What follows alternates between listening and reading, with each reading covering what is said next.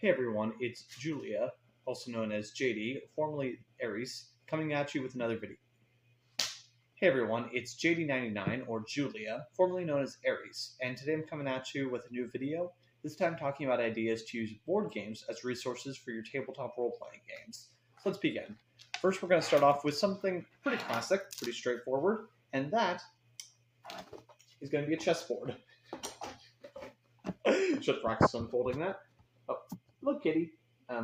Doing a video at the moment. Yep.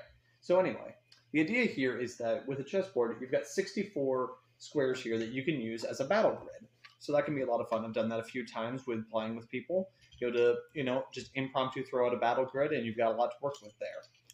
So in addition to the board, you also have all the pieces. For example, let's start with the pawn here. This could represent a simple minion, something that you might have a bunch of. They're going to throw at them like kobolds or whatever. Then let's jump all the way up to the queen. This could be a very powerful creature. This might be like the boss or the leader of a raid or something like that. Then you've got the king. This one could, for instance, be some sort of tactician, someone that doesn't move as much but can still call things out throughout the board. As you can see, my cat's very excited about all this. Then the knight, that one could either represent some sort of animal or someone on a steed or even just someone that moves very fast throughout the battle. And, then there's the rook, which could, for instance, just be something armored, something very strong, or something like a knight or whatever, or even just something that's a building. Yeah, for all those walking around buildings we have in our tabletop games. And lastly, a bishop. This one could be a spellcaster, perhaps something more specific like a cleric or something like that, or just spellcasting in general. Now, not every board is going to be a full 8x8, of course, so if you want, you can divide that board up using something like blocks or string or something like that. And hey, as long as you have the board out, you actually have the option to play chess against your players. Now, this actually did come up once with some of my players in our Enter the Dungeon campaign, and what I thought was going to be very clever was actually something that did not turn out well. So they were playing against this eldritch being with a brain beyond their comprehension. So I decided that it wouldn't be a great of a challenge to compare that to my chess skills because I'm only an all-right chess player, and they're playing against not against a kitty, against an eldritch being. So what did I do? I thought it would be a good idea to have a chess bot face them. And what do I mean specifically by that? Well, I pulled up, a chess app, and every time they made a move, I made a move in that app and then just responded with the move that the computer made. And they knew that I was doing this. And so I thought that what was going to be like a really interesting challenge, they were going to have to go up and use their brains to really defeat this chess master. What ended up happening was the most boring 3 hours of our entire campaign, as they had to agonize over each and every move. And all I got to do was just follow what the computer was doing. So, yeah, I just had to sit there for 3 hours just copying moves from a computer while my players just had to keep stressing out over what moves they were going to make. So, yeah, that was not a good time. Fun concept, but I would not do it that way again.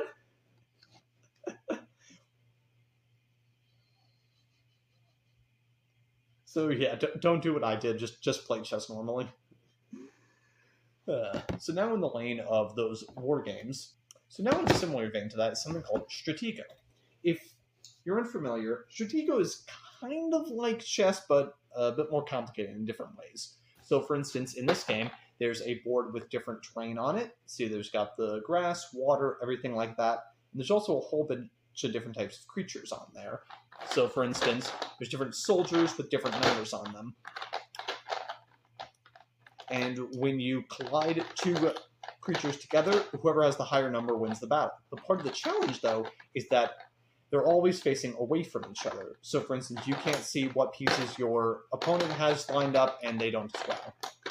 And the goal of the game is that it's basically capture the flag. So what I was thinking that you could do for this is that, well, one, you've got this map there that you can use as a battle map. And you also have all those figurines that you can use, which includes explosives. Boom. So, for instance, you can set up a map with some bombs in it, some different character types. And you know what? Since part of the challenge is that, these characters are facing away from the other players, the face only goes one way, so you could use this for facing mechanics. That can be kind of an interesting way to think about things in a three-dimensional, 360-degree battle map, where which way a person is facing in battle might be able to affect what they can target. Now, in the lane of war games, there's things like Battleship and Risk. For these, rather than be used to make terrain, they can be used as another way to handle battles in-game. So, one time, this is actually going to be a more fun story, not a 3-hour boring one.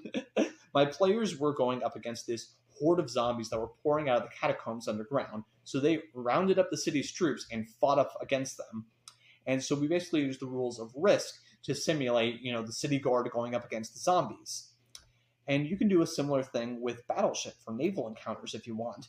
And this might be for elaborate combat scenarios that the party might find themselves in for whatever reason, or it can even be used for historical battles if you want to shape out some of the lore of your world. That could be a lot of fun.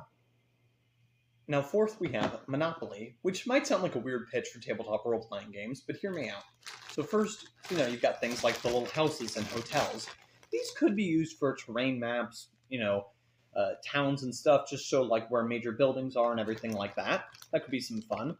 And next there are the various types of cards in the game. So for instance, nope, not the cat cards. Silly. You've got your various chance and community chest cards. So this could be used for prompt generators for making quests. Now, most of these aren't going to fit all that well, but with a little bit of imagination, you could have it work.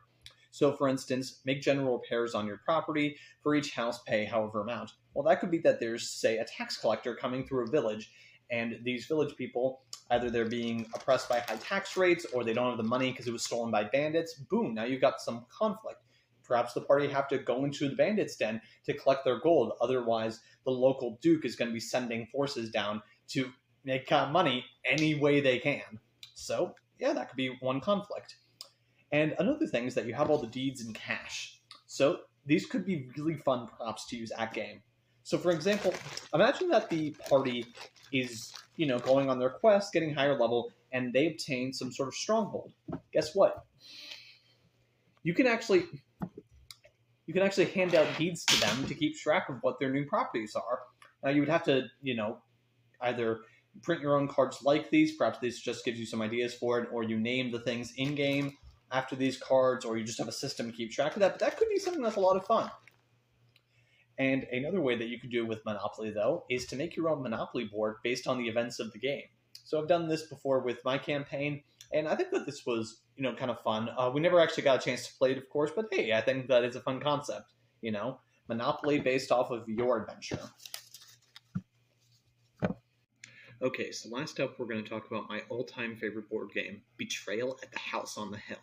So this is a mostly cooperative board game where you work together to explore this mansion. But what's particularly interesting about it is that the mansion is actually built using these title cards. And each time that you explore a new part of the mansion that you haven't been to yet, you draw one of these cards, and then that together builds the mansion. So it's going to be different each time. And in addition to these mansion cards, there's also different events and omen cards that you draw that cause different things to happen. And this could be anything from finding a weapon to getting attacked by something supernatural to even changing something about the room itself, like making it start to leak.